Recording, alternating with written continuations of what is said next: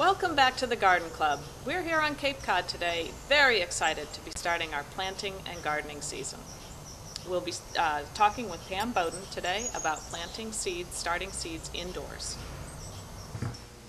Well, we're inside where it's definitely a little bit warmer than out there at the garden. I wanted to show you the dirt that I had pre-moistened. That's as moist as it should be. It's damp to my touch, it's sticking to my hand, but you don't want this soggy. It should just be moist. And what I'm going to do now is I've already put a label on so that I'll know what I'm growing. I had the experience a couple of years ago. My husband and I invented this elaborate scheme of numbers, and what happened was we lost the sheet we wrote the numbers on.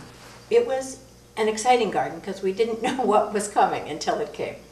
But I suggest labeling every pot that you're going to use because it just keeps it so that you know what's growing and when. Now, I scoop it up, I fill it up, tap it down, not hard, you don't want it compact.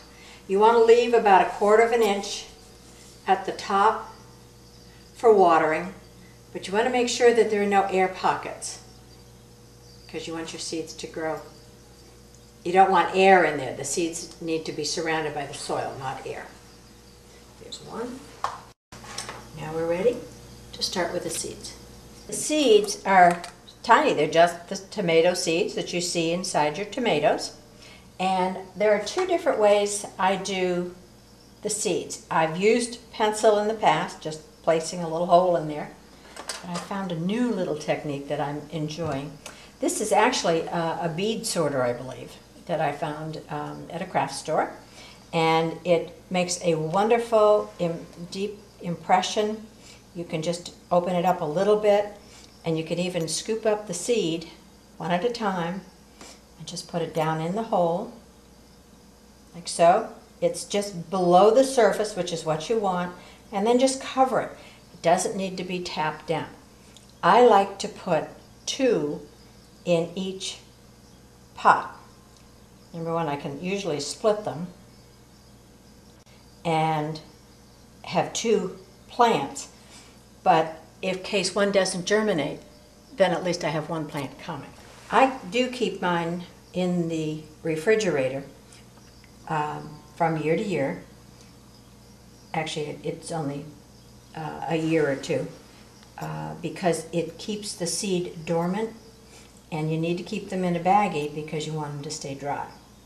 But it does preserve them so that these I used last year, and this year they will also produce. I'm planting the Brandywine tomato in here, and as you notice, I'm using very small containers, plastic containers that I've had for actually quite a few years. I prefer to use these because I can recycle them, and I think that's important. What I do is I wash them down each spring season with a 10% solution of Clorox and water. That's about 2 tablespoons or so to a gallon of water. I place them in, and I let them soak for 5 or 10, 15 minutes, and then I rinse them off and let them then dry them, and they're ready to go. I like to use warm water. I also like to make sure I have a rose on the end of it, because if it comes out from just here, I'm apt to flood the seed, and then I don't know where it's going to go. This way, it comes out, gives them a little drink. Yes, the soil is moist, but this is just to get them started.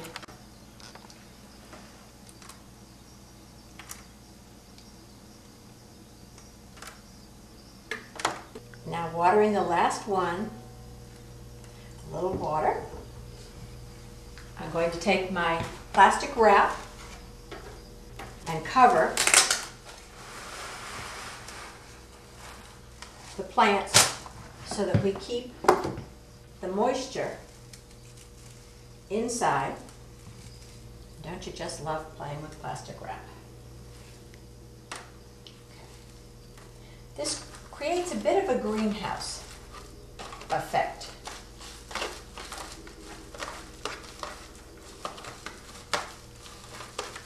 And keeps the soil evenly moist. It's a humidifier, if you will, creating the humidity for these babies. Now I have my heating mat all plugged in. It's just barely warm to the touch, but what it does do is it keeps our seedlings at a nice warm temperature, encouraging them to sprout. Take my lucky duck and place him down here for the moment. I'm going to lower the lights. Now that we've planted and they're sitting on the heat, we need to make sure that they're also getting light because they're just below the surface, if you'll remember. And because of that, light is also part of the germination process. And the light needs to be no higher than 3 inches. We make sure we're getting. There we go. Now, hopefully, we're going to have full germination, but that's gardening. I have found that I get at least 90%. And when these plants have reached about 2 to 3 inches, I will transfer them from this to a 4 to 5 inch pot and let them begin to grow. And again, they will stay under the lights. At the end of April to the beginning of May, on warm days, we'll begin to carry these trays outside, put them in a south-facing area, protected from the wind. If it's a really windy day, I don't put them out. It really beats up the plants. So they will be left outside on warm days. By the middle of May, if it stays above 45 or 50 at night, we'll leave them out on the porch. So this is called hardening off. Then they're ready for the transplant into the garden.